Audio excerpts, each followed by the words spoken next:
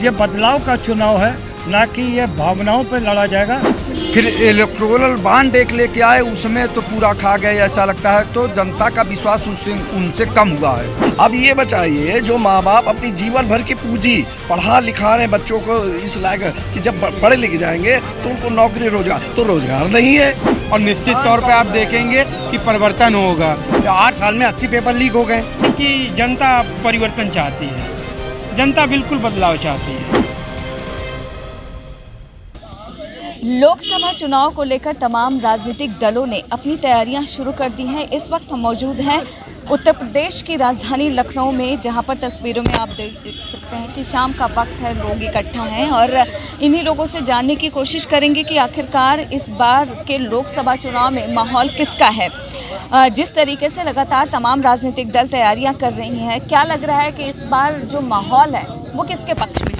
देखिए, माननीय प्रधानमंत्री जी बोले थे जब आए थे कि 2 करोड़ लोगों को प्रतिवर्ष रोजगार देंगे, देश से भ्रष्टाचार समाप्त करेंगे, देश से महंगाई समाप्त करेंगे, विदेशों में जमा काला धन ला के देश में खुशहाली लाएंगे। उस पर एक कदम नहीं चले, बल्कि एक बार फिर बोले न खाऊंगा न खाने दूंगा।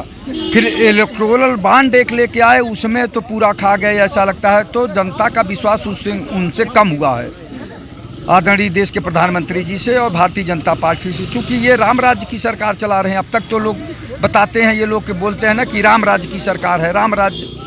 तो ये राम राज्य में इस तरह का भ्रष्टाचार हुआ, इससे जनता में उबन महसूस होने लगी। वो भी देश के प्रधानमंत्री जो नैतिक ईमानदार बताते थे, वो कहते थे पाई पाई का हिसाब लूंगा, और उन्होंने कहा ऑनलाइन पैसा लेन देन होगा, और अपने चंदा ऑनलाइन नहीं लिए, इलेक्टोरल बॉन्ड खरीदवाए।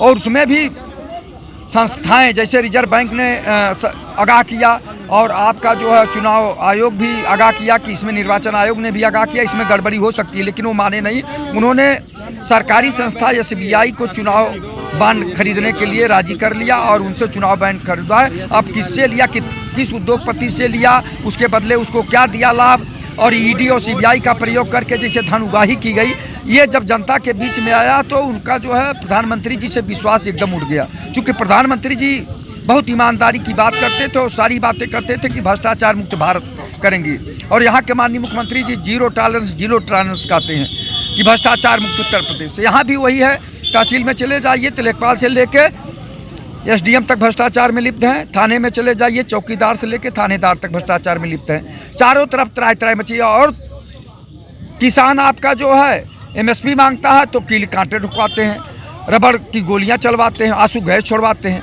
नौजवान नौकरी मांगता है तो उसके ऊपर लाठी चलवाते हैं। तो क्या यही रामराज है? यही रामराज की परिकल्पना लेकर आप आए थे जनता को राहत देने के लिए कि हमको देखिए रामराज लेके आए हैं? तो रामराज से बड़ी उम्मीद थी कि जनता को नौकरी मिलेगी, नौजवानों को नौकरी मिलेगी, जनता को राहत मिलेगी, किसानों को राहत मिलेगी, नौजवानों को राहत मिलेगी, ठेले खोमचे वालों को राहत मिलेगी। लेकिन राहत नहीं मिला, बल्कि टैक्स बढ़ता गया, और इनके टैक्स को इन्होंने अडानी अंबानी को सब सौंप दिया। लाखों हजार कर्जा उनका माफ कर दिया, किसान का एक भी पैसा कर्जा माफ नहीं किए। तो यानी कि बहुत तकलीफें हैं आपको। और भी लोग हमारे साथ मौजूद हैं, उनसे जानते हैं इस बार जब उत्तर प्रदेश की जनता मतदान करने जाएगी तो उसके जहन में क्या? शिक्षा, रोजगार, स्वास्थ्य, नौकरियां, महंगाई, सुरक्षा, और क्या होगा। अब मुद्दों पर चुनाव होंगे, मुर्दों पे नहीं कि 70 साल में कांग्रेस ने क्या किया या विपक्ष ने क्या किया। अब ये नहीं होगा, अब चलेगी मुद्दों पे इलेक्शन होगा, चाहे वो प्रदेश स्तर की बात करें। हालांकि ये तो लोकसभा का चुनाव पूरे देश का चुनाव है, एक महोत्सव की तरीके से मनाया भी जाएगा, और आपकी महोत्सव ही नहीं बदलाव भी होगा। ये बदलाव का चुनाव है, ना कि ये भावनाओं पर लड़ा जाएगा, ये मुद्दों पर लड़ा जाएगा। मैंने जैसे कि कहा, शिक्षा, रोजगार, स्वास्थ्य, नौकरियां, महंगाई, सुरक्षा पर। तो मुझे लगता है जनता ने मन बना लिया है, और जो 4 जून को जो नतीजे आने हैं, अगर जनता ने 2 जून की रोटी के बारे में नहीं सोचा तो 4 जून को मुद्दे निर्णय गलत हो जाएगा। अगर 2 जून की रोटी के लिए आदमी सोचेगा तभी 4 जून में परिवर्तन करेगा। निश्चित रूप से 4 जून में उसको परिवर्तन करना चाहिए, ताकि वो 2 जून की रोटी अपनी कमा खा सके, इज्जत से रह सके। आपकी बात बिल्कुल सही है, लेकिन अगर देश की सियासत की बात करें तो एक महत्वपूर्ण मुद्दा होता है जातीय। तो क्या आपको लग रहा है कि इस बार जब यूपी की जनता मतदान करने जाएगी तो वो जाति के बारे में नहीं सोचेगी? नहीं, जाति या सनातन या हिंदू इन पे सब पे नहीं करेगी।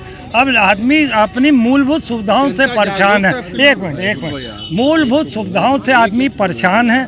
जो चीज़ें उसके ज़रूरत की हैं, 5-6 चीज़ें जो मैं बार बार रिपीट कर रहा था, उन्हीं मुद्दों की वजह से ही चुनाव हुए होंगे।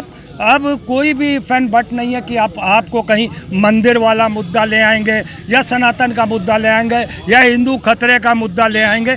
इस तरीके की टिप्पणी भाजपा की कोई भी कामयाब नहीं होगी। इस बार मुद्दों पे चुनाव होगा। मुद्दों पर चुनाव होगा। आपको क्या लगता है कि इस बार जब जनता मतदान करने जाएगी तो मुद्दे क्या होंगे, किस चीज़ को प्राथमिकता में रखें? देखिए, अब की जो चुनाव होगा, पहले मुद्दा तो होगा बेरोजगारी का, ठीक, और बेरोजगारी बड़े पैमाने पे है। आज आप पूरे उठा के देख लीजिए, बाबू नीचे से सफाई से लेके और बाबू तक कोई भर्ती इन्होंने ख़त्म कर दी। ये आज इनके से पहले भी इस सरकारों ने ख़त्म कर दी। अब ये बताइए, जो माँ बाप अपनी जीवन भर की पूंजी पढ़ा लिखा रहे बच्चों को इस लायक कि जब पढ़े लिख जाएंगे तो उनको नौकरी रोजगार, तो रोजगार नहीं है। और दूसरी बात, रोजगार कैसे दे रहे? 7 और 8 हज़ार वाली नौकरी दे रहे हैं। अब ये आप बताइए, जितना जो बच्चा 10-15 लाख रुपया लगा के है वो 8 हज़ार की नौकरी करे। अगर सरकार को, अगर अभी वैकेंसी नहीं है तो सरकार को ये चाहिए कि जो भी पद है ना परमानेंट करे तो अढ़ाक पे इतनी कम से कम जीने लायक वेतन दें। यानी कि आपके हिसाब से बेरोजगारी एक बड़ा मुद्दा है, इस पर लोग मतदान करेंगे। आप युवा हैं, आप क्या सोचते हैं?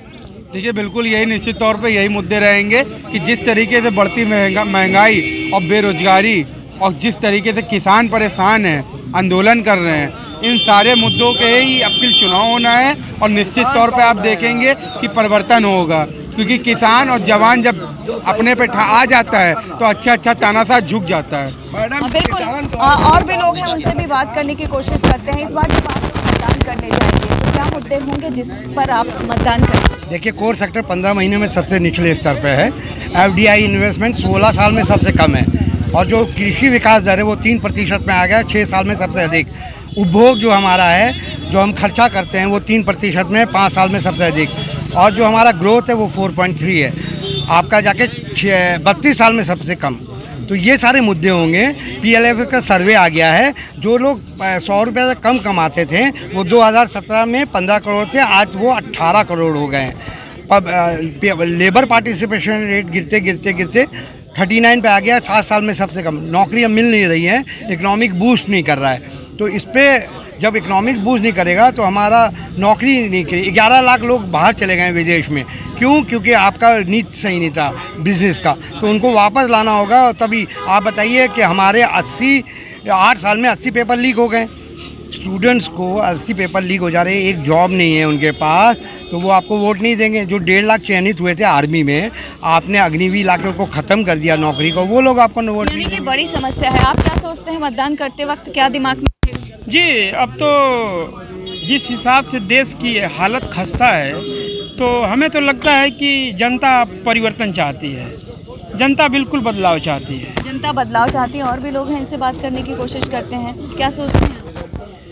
जी, हम तो देश के लिए अच्छा सोचते हैं और सबको, नेताओं को अच्छा सोचना चाहिए, मगर दुर्भाग्य है कि नेता अपने लिए सोच रहा है, देश के लिए। आज देश की जो हाल है उसके बावजूद जुमलेबाजी चल रही है कि ये किया वो किया, ज़मीन पे तो कुछ नहीं दिख रहा है। ज़मीन पे तो सिर्फ वही जातिवाद, मंदिर मस्जिद, धंधा, धर्म का धंधा चल रहा है बस। नाम क्या है? मेरा नाम मोहम्मद आफाक है। तो क्या आपको लगता है कि इस बार कुछ बदलाव होगा? देखिए, मेरे चाहने से बदलाव नहीं होगा, जनता को बदलाव करना चाहिए, जनता को बदलाव करना चाहिए। और 9 साल के 10 साल के आंकड़े निकालना चाहिए, और आज़ादी के बाद से कांग्रेस के आंकड़े निकालना चाहिए कि कांग्रेस ने देश को क्या दिया और बीजेपी वर्तमान सरकार ने देश को क्या दिया। आप क्या सोचते हैं इस बार जब आप लोग मतदान करने जाएंगे तो क्या होगा? क्या सोचकर कौन से मुद्दे होंगे जिस पर सबसे बर्निंग इशू है बेरोजगारी, महंगाई, भ्रष्टाचार।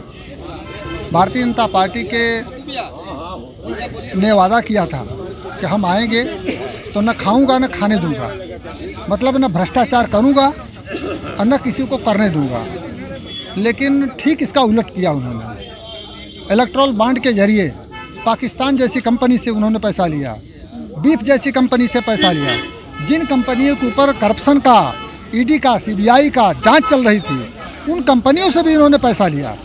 तो भारतीय जनता पार्टी ने करप्शन के मुद्दे को करप्शन ख़त्म करने के लिए आई थी, लेकिन करप्शन उन्होंने खुद किया, ये साबित हो गया। नंबर 1, महंगाई कम करने की बात उन्होंने किया था, महंगाई कई गुना बढ़ गई। बेरोजगारी कम करने की बात कहे थे, बेरोजगारी कई गुना बढ़ गई।